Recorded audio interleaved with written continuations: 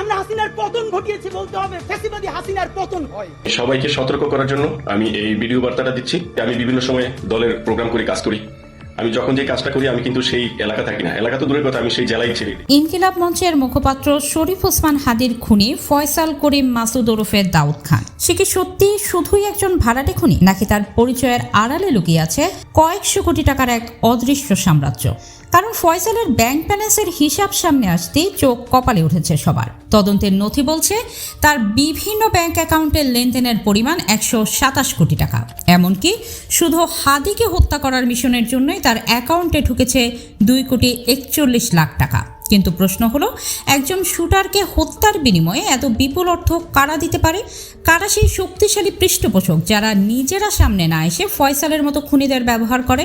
এই টাকা কি কোনো ব্যক্তি বা গোষ্ঠীর ব্যক্তিগত প্রতিশোধের ফল, নাকি এর পেছনে রয়েছে বড় কোনো রাজনৈতিক হিসাব নিকাশ? আরও বড় প্রশ্ন, 127 কোটি টাকার এই লেনদেন কি শুধুই হত্যার জন্য, নাকি এটি কোনো বৃহত্তর অপরাধ সাম্রাজ্যের অংশ? এই অর্থ কি এসেছে দেশীয় কোনো প্রভাবশালী গডফাদারের কাছ থেকে, নাকি আন্তর্জাতিক আন্ডারওয়ার্ল্ডের অদৃশ্য হাত কাজ করেছে এখানে? আরো ভয়ঙ্কর প্রশ্নটি হলো, ফয়সাল কি আদৌ মূল খেলোয়াড়, নাকি সে কেবল দাবার বোর্ডের একটি গুটি? আর যদি তাই হয়, তাহলে কারা নাড়ছে এই রক্তমাখা দাবার বোর্ডের সুতো?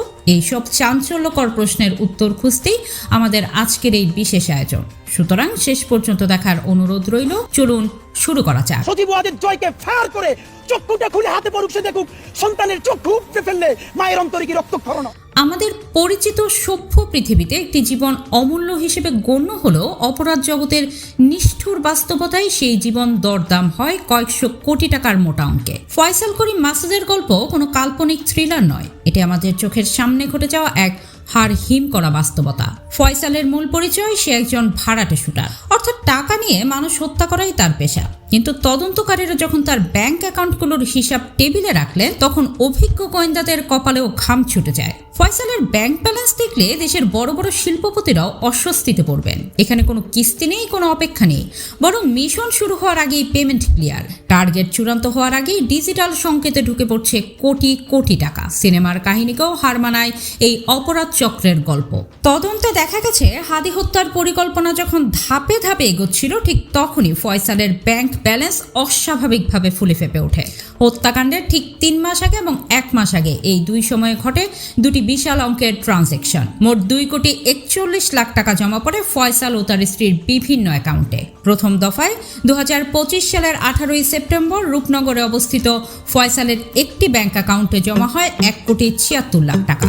আশ্চর্যের বিষয়, এই অ্যাকাউন্টে ছিল এসএমই উইমেন এন্টারপ্রাইজ নামের একটি প্রতিষ্ঠানের নামে। মজার ব্যাপার হলো, নামে উইমেন এন্টারপ্রাইজ হলো, মূল হত্যাকাণ্ডের নেপথ্যে ছিল ফয়সাল। হাদি হত্যার ঠিক 1 মাস আগে 4 নভেম্বর এনআরবিসি ব্যাংকের বেনারসি পল্লীর শাখায় জমা হয় 65,55,000 টাকা। এই অ্যাকাউন্ট ছিল ফয়সালের স্ত্রী সামিয়ার নামে।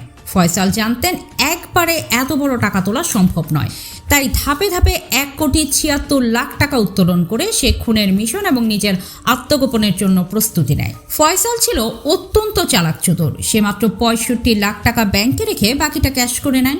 হাদিকে খুনের আগে প্রতিটি পদক্ষেপ ছিল সুপরিকল্পিত। নিজের পরিবারকে নিরাপদে সরিয়ে দেয়, যেমন স্ত্রীকে নরসিংদীতে, বাবা মাকে কেরানীগঞ্জে, এমনকি বোনকে বিদেশে পাঠিয়ে দেয়। তারপর একদম ঠান্ডা মাথায় হাদির জীবন শেষ করার মিশনে নামে ফয়সাল। পুলিশ ইতিমধ্যে হাদির বাবা মা স্ত্রীকে গ্রেফতার করতে সক্ষম হয়েছে। কিন্তু ফয়সালের অপরাধ এখানেই শেষ নয়। তার কালো টাকার সাম্রাজ্য অনেক বিস্তৃত। একজন সাধারণ মানুষের সর্বোচ্চ 2 থেকে 3টি ব্যাংক অ্যাকাউন্ট থাকে, কিন্তু ফয়সালের লেনদেন ও অ্যাকাউন্ট সংখ্যা তা অনেক গুণে ছাড়িয়ে গেছে। কিন্তু এই ব্যক্তির অপরাধের জাল যে কতটা গভীরে বিস্তৃত ছিল, তাকে আদৌ কল্পনা করা যায়? একজন মানুষের নামে দেশের 14টি নামকরা ব্যাংকে সচল ছিল 53টি ব্যাংক অ্যাকাউন্ট। হ্যাঁ, একেবারেই ঠিক শুনছেন, ফয়সাল একা ব্যবহার করত 53টি অ্যাকাউন্ট। মাত্র 2017 থেকে 2025 এই 8 বছরে এসব অ্যাকাউন্টের লেনদেন হয়েছে 127 কোটি টাকা। একজন পেশাদার শুটারের হাতে শত কোটি টাকার এমন অস্বাভাবিক লেনদেন গোটা গোয়েন্দা মহলকে স্তব্ধ করে দিয়েছে। সিআইডি থেকে শুরু করে সব সংস্থার মাথায় এখন একটাই প্রশ্ন, এই টাকা এলো কোথা থেকে? গোয়েন্দারা যতই ফয়সালের কর্মকাণ্ডের গভীরে ঢুকেছেন, ততই সামনে এসেছে এক অন্ধকার জগতের নিখুঁত ব্লুপ্রিন্ট। প্রশ্ন উঠছে, এই 127 কোটি টাকা কি শুধুই খুনের সুপারি, নাকি এর আড়ালে চলছে আরো বড় কিছু?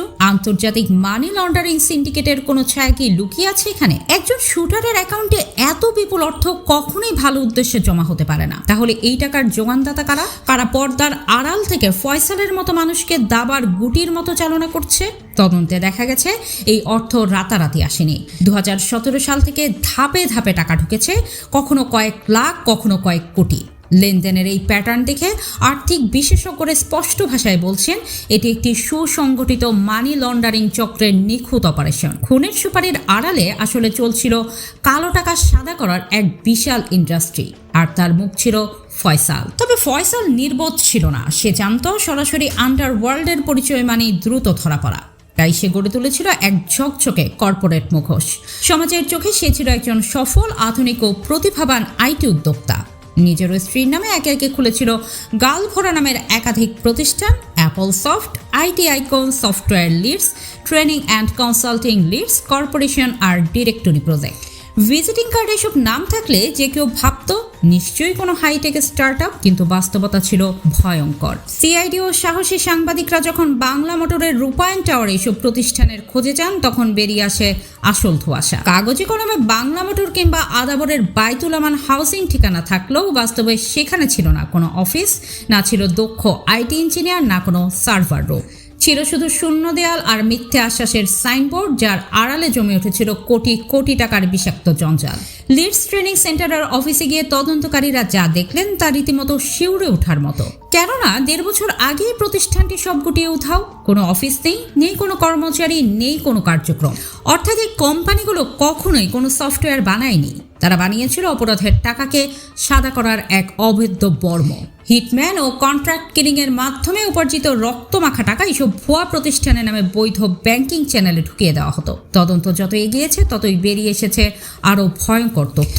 ব্যাংক এশিয়ার আদাবর রিং রোড শাখাতেই ফয়সালের নামে ছিল 19টি সক্রিয় ব্যাংক অ্যাকাউন্ট। আমাদের দেশের ব্যাংকিং নিয়ম অনুযায়ী একজন ব্যক্তির নামে এতগুলো অ্যাকাউন্ট থাকা চরমভাবে অস্বাভাবিক। সাধারণত সন্দেহজনক লেনদেন হলেই তা নজরদারিতে আসার কথা, কিন্তু ফয়সাল ছিল ভয়ঙ্কর রকমের চতুর। সে জানতো কোথায় সিস্টেমের ফাঁক, কোন গলিপথ দিয়ে চোখ ফাঁকি দিয়ে বেরিয়ে যেতে হয়। কোটি কোটি টাকা লেনদেনের পর এসব অ্যাকাউন্ট আজ পরিত্যক্ত, নিষ্প্রাণ খোলসের মতো পড়ে আছে। এই ঘটনায় চোখে আঙুল দিয়ে দেখিয়ে দেয় আমাদের ব্যাংকিং খাতের অব্যবস্থাপনা ও নিরাপত্তার মারাত্মক দুর্বলতা। ফয়সাল কিন্তু নতুন কোনো অপরাধী নয়। গত বছর একবার মারাত্মক আগ্নেয়াস্ত্র সহ গ্রেপ্তারও হয়েছিল সে, কিন্তু রহস্যজনকভাবে জামিন পেয়ে বেরিয়ে আসে। আর জামিন পাওয়ার পরই সে হয়ে ওঠে আরও বেপরোয়া, আরও নির্দয়। তার উপর গোয়েন্দা নজরদারি ছিল, এই কথা সত্য, কিন্তু তারপরও চোখের পলকে সে সবার নজর এড়িয়ে 127 কোটি টাকার এক বিশাল অর্থনৈতিক অপারেশন চালিয়ে গেছে। বর্তমানে সিআইডি ফয়সালের সব ব্যাংক অ্যাকাউন্ট ফ্রিজ করার নির্দেশ দিয়েছে।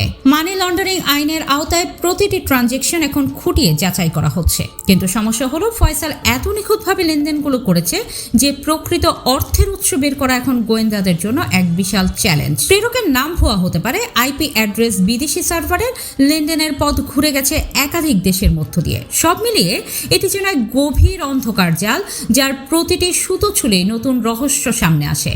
তবে শুরুতেই দাবি করা হয়েছিল ফয়সালের লাস্ট ট্রানজেকশন বিএনপি নেতা মির্জা আব্বাসের ঢাকা ব্যাংক থেকে লেনদেন করা হয়েছে এবং তিনিও এই চক্রের সাথে জড়িত। কিন্তু পরবর্তীতে তদন্ত সংশ্লিষ্টরা সেটি মিথ্যা কিংবা গুজব বলে প্রকাশ করেন। এখন প্রশ্ন হলো, এই হত্যাকাণ্ডের পেছনে কি শুধুই আধিপত্য বিস্তারের লোক কাজ করেছে, নাকি এর আড়ালে রয়েছে কোনো বড় দেশি বিদেশি আন্তর্জাতিক চক্র? 127 কোটি টাকার এই বিশাল লেনদেনের পেছনের আসল সত্য কি চাপা পড়ে যাবে? মাত্র 2,41 লাখ টাকার নগদ অর্থ যারা একটি খুনের জন্য যোগান দিতে পারে, তারা কি সাধারণ মানুষ হতে পারে, নাকি আড়ালে আছে কোনো প্রভাবশালী রাজনৈতিক গডফাদার যারা নিজের হাত পরিষ্কার রাখতে ফয়সালের মতো শুটারদের দাবার গুটি হিসেবে ব্যবহার করছে, নাকি বাংলাদেশকে ট্রানজিট হিসেবে ব্যবহার করছে কোনো আন্তর্জাতিক আন্ডারওয়ার্ল্ড মাফিয়া চক্র?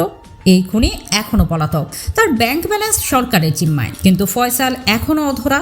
আর যারা তাকে কোটি টাকার সাম্রাজ্য গড়তে সহায়তা করেছে, সেই অদৃশ্য হাতগুলো এখনো ধরা ছোঁয়ার বাইরে। কিন্তু প্রশ্ন থেকে যায়, আর কতদিন ফয়সাল ও তার অর্থের যোগানদাতারা আইনের ঊর্ধ্বে থাকবে? জনগণ আজ এই প্রশ্নের উত্তর চায়। ইতিমধ্যে হাদির কালজয়ী বক্তব্য এবং তার হত্যার বিচারের ট্রেন্ড সোশ্যাল মিডিয়া থেকে উড়িয়ে দেওয়ার চেষ্টা চলছে। এই উসমান হাদি এবং তার ভাই বোনেরা আল্লাহ ছাড়া এই জমিনের নিচে আর কাউকে ভয় পায় না। প্রিয় দর্শক, আপনার কি মনে হয় পর্দার আড়ালের সেই গডফাদাররা কি শেষ পর্যন্ত ধরা পড়বে, কিংবা আদৌ কি হাদি হত্যার কোনো বিচার হবে এই বাংলার মাটিতে? আপনার মতামত কমেন্ট করে জানান। ভিডিওটি ভালো লাগলে লাইক দিন, সত্য ছড়িয়ে দিতে শেয়ার করুন এবং এমন কাজ শিউরে ওঠা ইনভেস্টিগেটিভ ক্রাইম স্টোরি পেতে আমাদের সঙ্গেই থাকুন। আল্লাহ হাফেজ।